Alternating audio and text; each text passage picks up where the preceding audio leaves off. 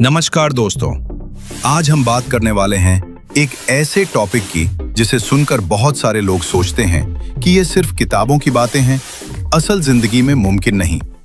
लेकिन सच ये है दोस्तों, एक सामान्य सैलरी वाला इंसान भी सही रणनीति अपनाकर करोड़पति बन सकता है। आज हम समझेंगे कैसे। तो सबसे पहले ये समझना जरूरी है कि करोड़पति बनने का राज कोई जादू नहीं है दोस्तों, बल्कि ये 3 चीजों का मिश्रण है: समय, अनुशासन और सही निवेश। बस इतना सा राज है।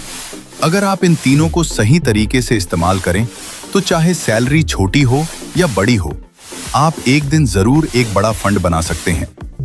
अब बात करते हैं समय की, क्योंकि पैसों की दुनिया में समय सबसे बड़ी ताकत है और इसका कारण है कंपाउंडिंग नाम की चीज, यानी वह प्रक्रिया जिसमें आपका पैसा सिर्फ अपने ऊपर ही नहीं बल्कि अपने रिटर्न पर भी रिटर्न कमाता है।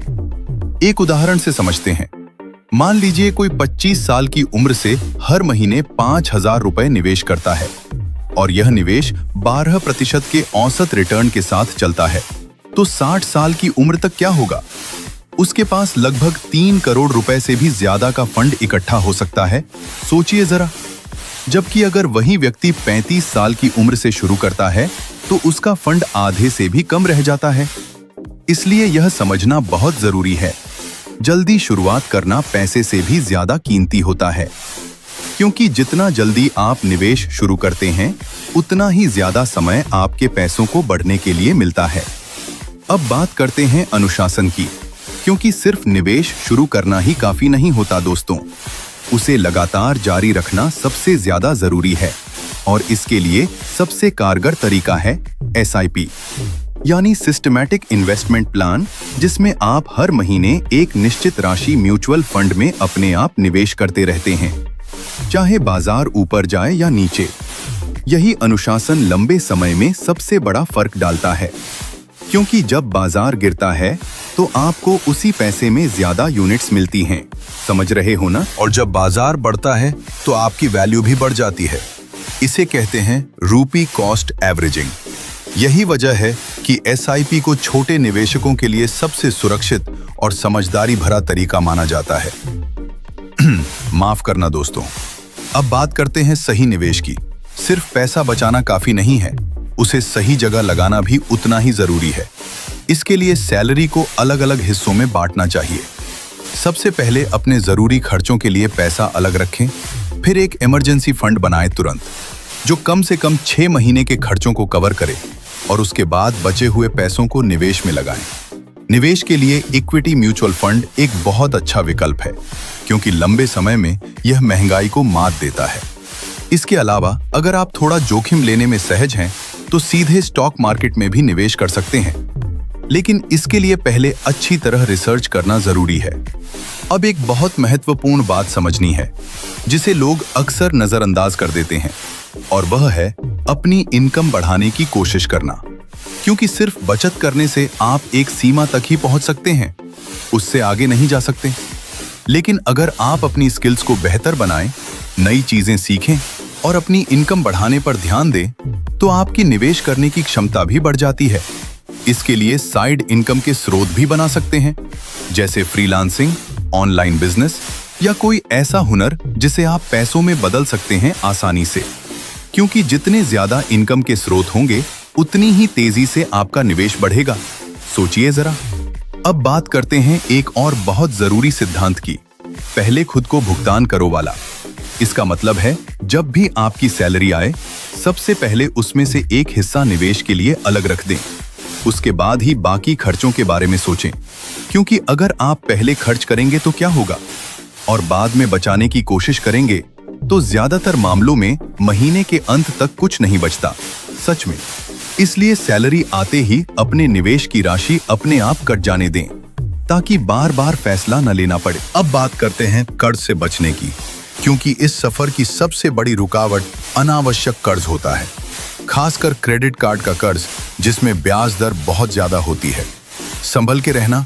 इसलिए हमेशा कोशिश करें कि क्रेडिट कार्ड का इस्तेमाल सिर्फ सुविधा के लिए किया जाए, न कि उधार लेकर महंगी चीजें खरीदने के लिए, और हर महीने पूरा बिल समय पर चुकाएं।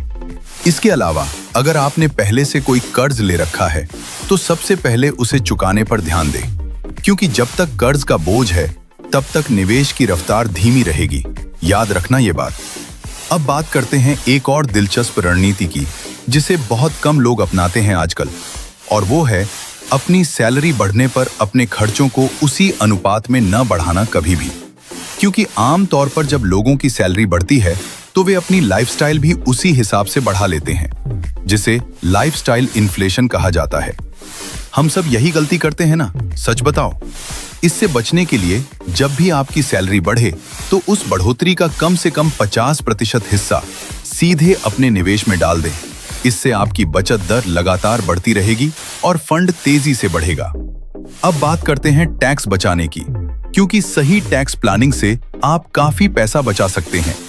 जैसे सेक्शन 80C के तहत पीपीएफ, ईएलएसएस म्यूचुअल फंड या जीवन बीमा में निवेश करके टैक्स छूट पा सकते हैं, और यह बचा हुआ पैसा भी आप आगे निवेश में लगा सकते हैं, जिससे फंड और तेजी से बढ़ता है। अब एक बहुत जरूरी बात यह भी समझनी है, इस सफर में धैर्य सबसे बड़ी चुनौती होती है, क्योंकि शुरुआती सालों में आपका फंड बहुत धीरे धीरे बढ़ता हुआ दिखता है और बहुत लोग यहीं हिम्मत हार जाते हैं। लेकिन कंपाउंडिंग की खासियत यह है कि शुरुआत में असर कम दिखता है, लेकिन बाद में जैसे जैसे समय बढ़ता है ग्रोथ की रफ्तार तेजी से बढ़ने लगती है। इसलिए धैर्य बनाए रखना बहुत जरूरी है और बाजार के उतार चढ़ाव को देखकर घबराना नहीं चाहिए, क्योंकि लंबे समय में बाजार हमेशा ऊपर की तरफ बढ़ता है, भले ही बीच बीच में गिरावट क्यों ना आए। अब बात करते हैं डाइवर्सिफिकेशन की, यानी अपने निवेश को अलग अलग जगह बांटने की, क्योंकि पूरा पैसा एक ही जगह लगाने से जोखिम बढ़ जाता है। इसलिए समझदारी इसी में है कि आप अपने पैसों को अलग अलग एसेट क्लास में बांटें अच्छे से। जैसे कुछ पैसा इक्विटी म्यूचुअल फंड में, कुछ सोने में, कुछ फिक्स्ड डिपॉजिट या डेट फंड में डालें, और अगर संभव हो तो कुछ हिस्सा रियल एस्टेट में भी, ताकि आपका पोर्टफोलियो संतुलित रहे हमेशा। अब बात करते हैं एक बहुत ही व्यावहारिक उदाहरण की, ताकि यह बात और स्पष्ट हो सके। मान लीजिए एक युवा व्यक्ति की सैलरी 25,000 रुपए महीना है और वो हर महीने 5,000 रुपए SIP में लगाता है, और हर साल जैसे जैसे उसकी सैलरी बढ़ती है वो अपनी SIP की राशि भी 10% बढ़ाता रहता है। इस तरीके को स्टेप अप SIP कहा जाता है, और अगर ये क्रम 30 साल तक चलता रहे तो अंत में उसके पास सिर्फ अपने निवेश किए हुए पैसों से कहीं ज्यादा, यानी करोड़ों रुपए का फंड इकट्ठा हो सकता है। और ये सारा कमाल सिर्फ अनुशासन और समय की वजह से होता है, कोई जादू नहीं। अब बात करते हैं एक और जरूरी पहलू की, जिसे वित्तीय शिक्षा कहा जाता है दोस्तों, क्योंकि जितना ज्यादा आप पैसों के बारे में सीखेंगे उतने ही बेहतर फैसले आप ले पाएंगे आगे चलकर। इसलिए अच्छी फाइनेंशियल किताबें पढ़ें, विश्वसनीय स्रोतों से जानकारी लें, और जरूरत हो तो एक एडवाइजर से सलाह लें, क्योंकि गलत जानकारी के आधार पर लिया गया फैसला आपके पूरे फाइनेंशियल सफर को पीछे धकेल सकता है। अब बात करते हैं इंश्योरेंस की, क्योंकि इस सफर में एक बड़ा खतरा अचानक आने वाली मेडिकल इमरजेंसी होती है, जो आपकी सारी बचत को एक झटके में खत्म कर सकती है। संभल कर रहना इस बारे में। इसलिए एक अच्छा टर्म इंश्योरेंस और हेल्थ इंश्योरेंस जरूर लें, ताकि निवेश यात्रा किसी घटना से बाधित न हो।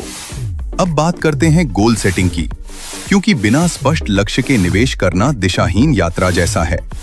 इसलिए अपने फाइनेंशियल गोल्स को साफ तौर पर लिखें, जैसे कितने साल में कितना फंड चाहिए आपको, और उसी हिसाब से अपनी निवेश रणनीति बनाएं। इससे पता चलता है हर महीने कितना निवेश करना चाहिए, ताकि आप अपने लक्ष्य तक समय पर पहुंच सकें। अब आखिर में एक बात कहना चाहूंगा, करोड़पति बनना कोई रातों रात होने वाला चमत्कार नहीं है, बल्कि यह एक लंबी यात्रा होती है, जो छोटे छोटे सही फैसलों से शुरू होती है, जैसे समय पर निवेश शुरू करना, अनुशासन बनाए रखना, अपनी इनकम बढ़ाने पर काम करना, अनावश्यक कर्ज से बचना, और धैर्य के साथ निवेश को बढ़ने का समय देना। और अगर आप आज से ही यह आदतें अपनाना शुरू कर देंगे, चाहे सैलरी कितनी भी हो, तो आने वाले सालों में आप खुद हैरान रह जाएंगे कि छोटी छोटी बचतें मिलकर कितना बड़ा फंड बन जाती हैं। इसलिए आज ही अपनी पहली SIP शुरू करें, अपने खर्चों पर नियंत्रण रखें, फाइनेंशियल सफर की शुरुआत करें, क्योंकि करोड़पति बनने का सबसे अच्छा समय आज ही है। धन्यवाद दोस्तों।